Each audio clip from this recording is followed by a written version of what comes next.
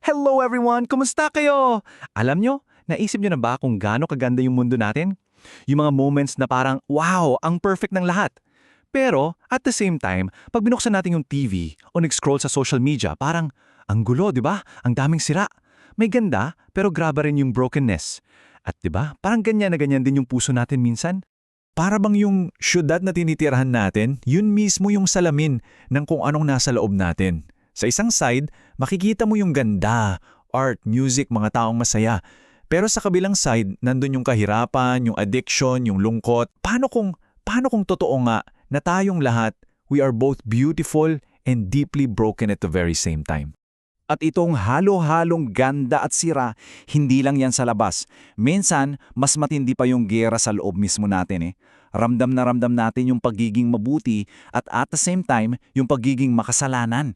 At para makapag-move forward tayo sa paglalakbay natin kasama si Jesus, kailangan nating harapin to at tanungin, ano ba talaga tong nangyayari sa akin?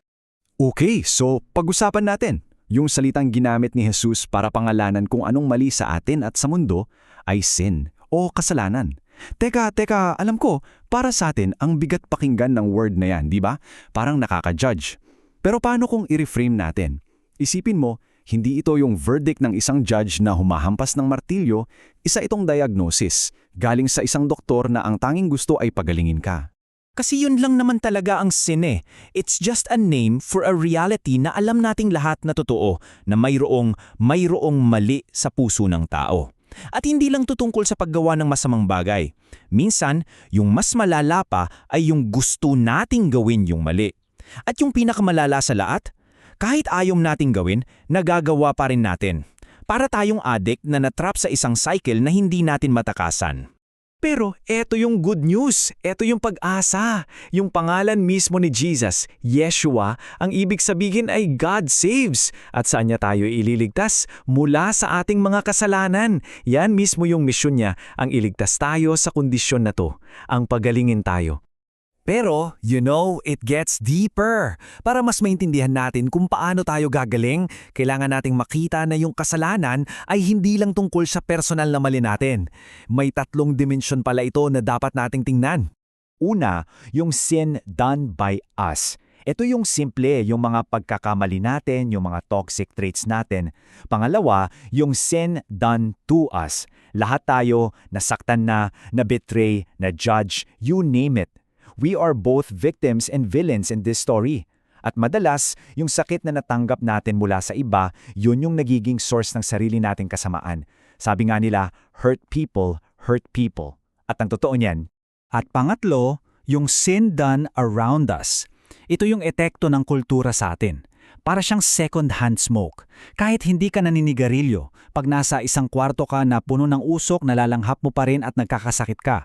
Ganyan din ang mundo. Pinanganak tayo sa isang environment kung saan, let's be honest, mas madaling gawin ang mali kesa sa tama.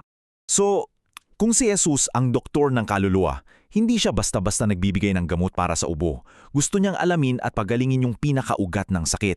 At para magawa yon, kailangan nating i-peel back yung mga layers ng problema sa puso natin. Isipin niyo na lang yung kasalanan, parang isang malaking iceberg. Yung nakikita lang natin sa ibabaw ng tubig, yun lang yung maliit na parte. Ang totoong malaki at yung pinakadelikadong parte ay yung nasa ilalim, yung hindi natin nakikita. Ating silipin yung 4 na layers na to. Okay, layer 1, yung pinakatuktok ng iceberg, ito yung mga gross sins. Hindi gross na parang kadiri pero gross as in yung mga major at malalaking kasalanan. Ito yung mga obvious na mali.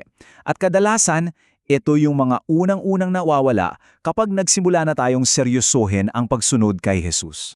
Pangalawang layer, medyo lumulubog na tayo. Ito yung tinatawag na conscious sins.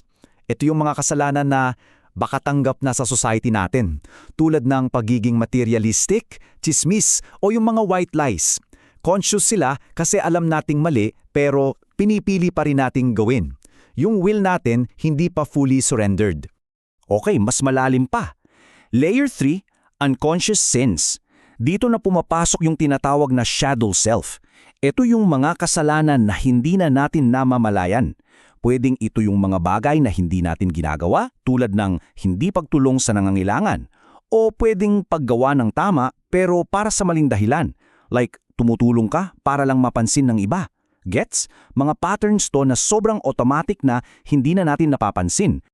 At heto na, nasa pinakailalim na tayo ng iceberg, ang ating mga attachments. Ito yung mga idols natin.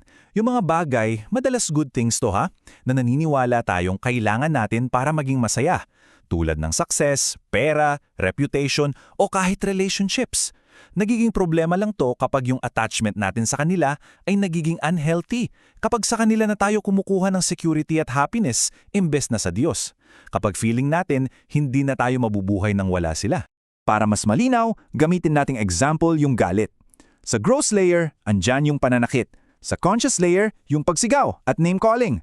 Sa unconscious layer, yung pagiging passive-aggressive, yung pag-irap. At ano yung pinakaugat? Yung attachment. Halimbawa, yung galit mo kapag hindi nasunod yung plano mo para sa anak mo. Bakit? Kasi naka-attach yung happiness mo sa success niya. See? Ang lalim pala. Okay, so nalaman na natin yung diagnosis. Grabe ang lalim, di ba? Ngayon, ano yung reseta? Ano yung gamot na binibigay ng doktor ng ating kaluluwa? Paano ba nagsisimula yung paggaling? Well, ang sagot ay isang practice na sobrang powerful, ang confession. May kasabihan sa Alcoholics Anonymous na we are only as sick as the secrets we keep. Grabe yun pag pinagnilayan mo. Ang bigat pero sobrang totoo. Ang unang hakbang sa paggaling ay ang paglalabas ng mga sikreto natin sa liwanag, ang pag-amin sa sakit natin. Pero klaruhin natin, ano ba talaga ang confession? Kasi baka mali yung idea natin. Hindi ito para lang parusahan o i-guilty yung sarili mo. Hindi rin ito para lang sa mga pare. Ang totoong confession ay isang matapang na pag-amin ng mga pagkakamali at sugat natin sa isang trusted community. It's not about guilt, it's about healing. It's about freedom. Sabi nga mismo ni James, confess your sins to one another that you may be healed. Pansinin niyo yung word na yon. Hindi lang forgiven, healed, gumaling. Wow, yun pala ang goal ng confession. Ang maging buo muli, restoration, hindi lang patawad. So paano to gawin sa practice? 4 na simpleng hakbang lang. Una, maghanap ka ng isang taong pinagkakatiwalaan, yung mature sa faith. Pangalawa, mag-set kayo ng oras para mag-usap. Pangatlo, be courageous. Pangalanan mo yung kasalanan o struggle mo. At pang-apat, anyayahan mo siyang ipag-pray ka na maranasan mo ang pagpapagaling ni Jesus sa'yo. Yung pag-amin sa sakit at pagsunod sa reseta ng doktor, yan ang simula ng daan patungo sa paggaling. Ito ang ating road to recovery.